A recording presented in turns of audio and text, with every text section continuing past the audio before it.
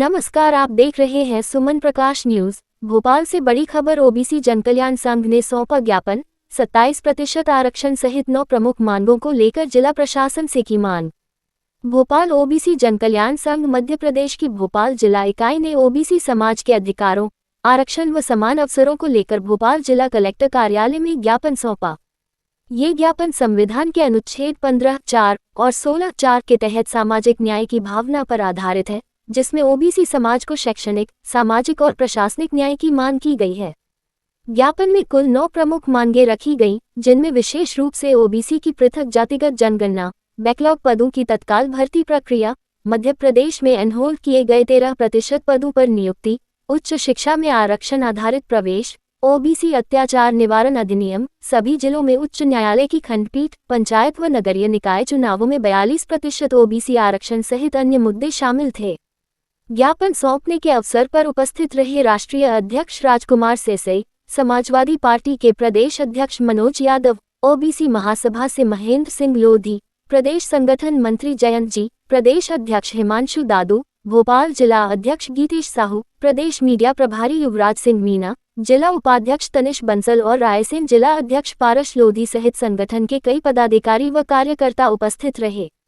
राष्ट्रीय अध्यक्ष राजकुमार सेसई ने कहा, ये ज्ञापन सिर्फ एक औपचारिक दस्तावेज नहीं है, बल्कि ओबीसी समाज की आवाज है। हमारी समाज की पीड़ा और अधिकारों की सुरक्षा के लिए यह एक महत्वपूर्ण कदम है। प्रदेश मीडिया प्रभारी युवराज सिंह मीना और छात्र मोर्चा प्रदेश अध्यक्ष हिमांशु दादू ने चेतावनी दी कि यदि इन मांगों पर शीघ्र कार्यवाही नहीं की गई, तो संगठन प्रदेश भर में जनांदोलन शुरू करेगा। ज्ञापन में गोंदगांव और लखनपुर जैसी घटनाओं का जिक्र करते हुए इन मामलों में दोषियों पर कठोर कार्रवाई की मांग की गई। संघ ने जिला प्रशासन से अनुरोध किया कि इस ज्ञापन को शीघ्र राज्य और केंद्र सरकार तक पहुंचाया जाए, ताकि इन मुद्दों पर उचित कार्यवाही हो सके। राजकुमार यादव सेसई, राष्ट्रीय अध्यक्ष हूँ ओबीसी जनकल्याण संघ। आज भोपाल कलेक्ट्रेट ऑफिस में क्यों आए, क्या कारण रहा है? आज हम लोग भोपाल कलेक्ट्रेट में इसलिए आए हैं क्योंकि हमारा जो ओबीसी का आरक्षण है पिछले लगभग 3-4 साल से जो है 14% पे पड़ा हुआ है, जबकि अन्य प्रदेशों में देखा जाए तो 27% से कम कहीं पर भी नहीं है। आप तेलंगाना में देखेंगे और आप बिहार में देखेंगे और भी ऐसे कई राज्य हैं जिनमें जातिगत जनगणना हो करके जो ओबीसी का 42% आरक्षण तय हुआ है, जबकि मध्य प्रदेश में 27% आरक्षण जो है, जो कि संवैधानिक अधिकार है, यहाँ पर 14% आरक्षण मिल रहा है, जबकि यहाँ पर 13% का होल्ड लगा हुआ है। और इसको कहीं ना कहीं 3-4 साल हो गया है। जब सुप्रीम कोर्ट में हम लोग जाते हैं तो सुप्रीम कोर्ट से बोला जाता है कि सरकार आरक्षण तय करे, ये सरकार को तय करना चाहिए। और जब हम मध्य प्रदेश के जो मुख्यमंत्री हैं डॉक्टर मोहन यादव जी, या जो आरएसएस की और भारतीय जनता पार्टी की सरकार है, जब इनसे बोलते हैं तो ये बोलते हैं कि मामला सुप्रीम कोर्ट में चल रहा है। तो ऐसे में कहीं ना कहीं हम ओबीसी वालों के साथ इस तरह का जो कुठाराघात हो रहा है, दुर्व्यवहार हो रहा है, इससे हम लोग काफ़ी दुखी हैं, पीड़ित हैं।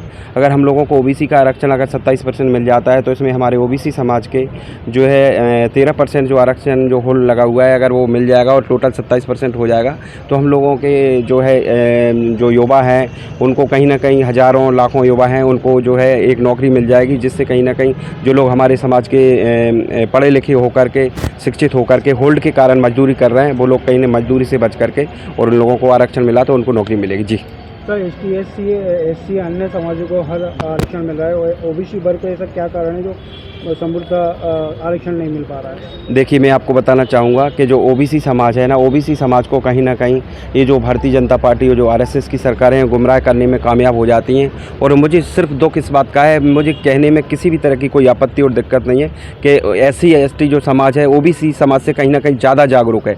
तो ऐसे में कहीं ना कहीं ओबीसी समाज को एक होकर के जो है जागरूक होना पड़ेगा। अगर एक होकर के जागरूक नहीं होती है तो एक एक करके पूरा जातियों में बांट करके ये लोग तोड़ देंगे, और जातियों में बांट करके ही कहीं ना कहीं जो ओबीसी आरक्षण का जो है भारतीय जनता पार्टी की सरकार और भारतीय जनता पार्टी की सरकार के लोग हैं उसको न देने का काम कर रहे हैं। ऐसे में कहीं ना कहीं ओबीसी समाज को जिस तरह की बात आपने कही है, एक होने की ज़रूरत है। और मुझे पूरा भरोसा और विश्वास जो है कि कहीं ना कहीं जो ओबीसी संगठन है एकता से विखंडित थे, वो कहीं ना कहीं अब लोग एक हो रहे हैं। और आज हम लोग जो आरक्षण के लिए जो ज्ञापन दे रहे हैं ना, उसमें ओबीसी SC ST समाज के लगभग 200 संगठन ऐसे हैं जिन लोगों ने कहीं ना कहीं आपस में हम सब लोग मिल करके जो है ज्ञापन देने का आज काम कर रहे हैं कलेक्टर महोदय को। आज भोपाल कलेक्टर में आज आवेदन देने आए, इसके अन्यथा आपने कितने जिलों में आवेदन दे चुके? देखिए, हम लोग कई सालों से इस लड़ाई को लड़ रहे हैं और आज भोपाल में तो हम लोग ज्ञापन दे ही रहे हैं, लेकिन भोपाल के साथ साथ हम लोग जिला स्तर पर हम लोगों ने आज 10 तारीख का रखा है। जैसे चाहे टीकमगढ़ हो, चाहे छतरपुर हो, चाहे निवाड़ी हो, चाहे अशोकनगर हो, चाहे गुना हो, शिवपुरी, मतलब हर जगह आज की तारीख में